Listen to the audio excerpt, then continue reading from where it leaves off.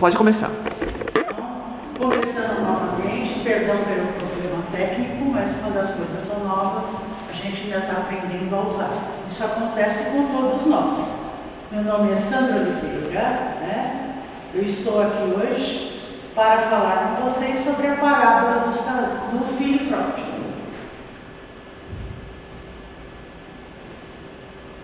A parábola do filho pródigo, ela nos conta a história de dois filhos rebeldes que querem tirar vantagens do pai que tem. Um deles pega sua parte da herança, foge, gasta tudo com prazeres de toda sorte, sem pensar no amanhã, sem pensar no bom proveito do que tem, e quando ele se vê sem nada, que já gastou tudo, vilipendiou tudo que recebeu, aí lhe bate o arrependimento.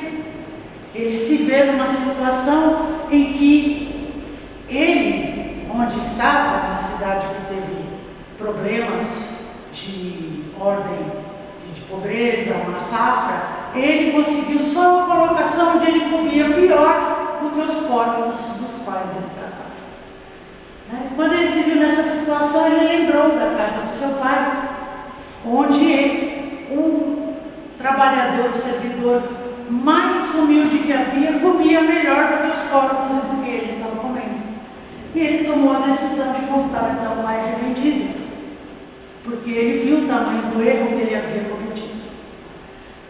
E esse mesmo pai, tendo esses dois filhos, o outro, o filho mais velho, ficou com o seu pai em sua casa, trabalhando com ele, acatando aquilo que ele decidia e vivendo com ele. No entanto, quando ele vê o irmão que retorna e o pai fazendo a festa, mandou que se tirassem as melhores coisas que havia na casa, que houvesse música, foi recebê-lo no meio do caminho, o acolheu com amor, com extrema felicidade. O outro, vendo tudo aquilo, ficou irado contra o pai,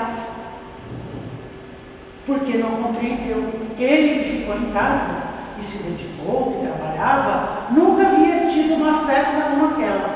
O outro que saiu, fez tudo de errado, desperdiçou tudo que lhe foi dado, era recebido como um príncipe, como o melhor filho. Então, enciumado, ele se irou. Em resumo, a história é essa. Aí, neste livro de Augusto Cury, o mestre dos mestres, que diz que Jesus foi o maior educador da história, ele nos fala: por que então Jesus ensinava através de parábolas, por parábolas? Por quê? Muitos de nós, conhecedores da história, nos perguntamos, e até os próprios discípulos perguntavam, por que Jesus ensinava por parábolas? Ele tem uma definição que eu acho interessante, que diz: para ele, primeiro deveria se exercer para ele, Jesus, a nossa capacidade de pensar e refletir antes da de crer. Depois vinha o crer sem duvidar. Se estudarmos os 4 evangelhos e investigarmos a maneira como Jesus reagia e expressava seus pensamentos diante das situações, constataremos que pensar com liberdade e consciência era uma obra-prima para ele, Jesus. Essa citação de Augusto Cury está nesse livro, no capítulo 1, página 20. Essa é uma referência não espírita, mas este pensador que eu trouxe para nós é um psicólogo, ele é um escritor bastante renomado, é um dos estudantes, da vida de Jesus, e eu achei muito interessante, porque isso casa com o pensamento, agora sim, de Caio Arichuta, no livro Parábolas em Ensino de Jesus, a mesma pergunta: por que Jesus ensinava por parábolas? Para facilitar o entendimento e a memorização dos ensinamentos, comparando-os com os acontecimentos comuns e cotidianos, facilitando assim a compreensão das coisas espirituais pelas pessoas que o ouviam. Naquela época, o entendimento das coisas mais complexas, era muito restrito ao povo em geral. E nós vamos aqui buscar o que está oculto nessa parábola de Jesus. O que é pródigo? Pródigo, então, conforme ele relatou na parábola, é quem desperdiça, quem esbanja, quem faz mau uso, né? Quem é o filho pródigo? Todos nós somos filhos pródigos, porque Jesus, uma das interpretações dessa parábola é que Jesus usou para comparar ao mundo espiritual, a riqueza espiritual. O filho pródigo somos todos nós, que Deus nos dá todas as condições, né, para fazermos a nossa jornada aqui nesse mundo, com todo o apoio, com todo o cuidado, com todo o amor que Ele nos dedica. E muitas vezes nós aqui nos esquecemos e apenas nos preocupamos em viver a vida material, esquecendo de buscar o que realmente importa, né? Que são os valores morais e o crescimento espiritual.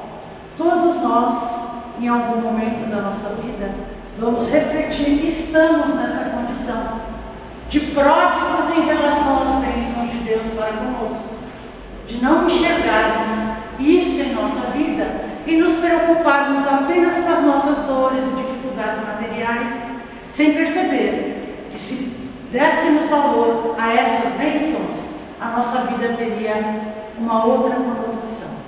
Nós seríamos muito mais felizes e as nossas dificuldades muito melhor suportadas, com muito melhor aproveitamento. E quem é então o filho mais velho? Igualmente somos todos nós. Em um momento ou outro da nossa existência, quando fazemos as coisas, mas não nos questionamos com aquilo que nos move a fazê-las. Em relação à parábola, nós podemos ser pessoas cumpridoras do que acreditamos que Deus espera de nós. Mas como nós usamos isso? O que nos motiva a agirmos assim? Se não estivermos motivados verdadeiramente pelo amor, como o filho mais velho não estava, ele ficava com o pai para desfrutar da riqueza que ele possuía e com interesse de se beneficiar disso. Não enfrentava dificuldades e não fazia isso porque amava o pai. Se nós, na nossa vivência, não pudermos enxergar as bênçãos que recebemos, tal qual esse filho mais velho, e não usarmos isso para fazermos verdadeiramente um louvor de amor a Deus, nós estaremos sendo o filho mais velho. Então não nos basta virmos aqui, estudarmos o Espiritismo, ouvirmos falar sobre o Espiritismo, se não usarmos isso como motivador, alavancador da nossa mudança e da verdadeira vivência do amor ao Pai. Porque somente assim a gente consegue enxergar em cada um dos nossos irmãos a presença do Pai também. O que facilita muito a nossa vida e nos torna muito mais felizes.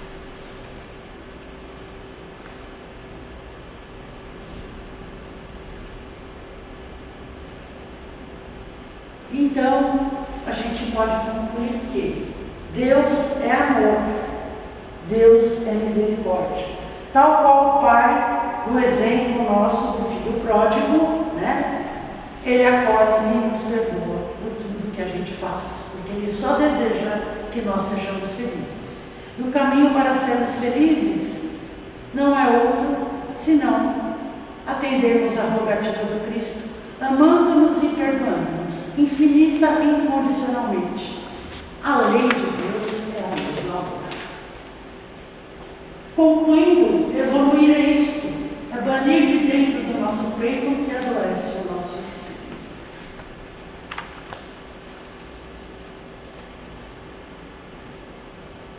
Gratidão a todos, eu sou muito grata pela oportunidade de ter feito esse curso. curso do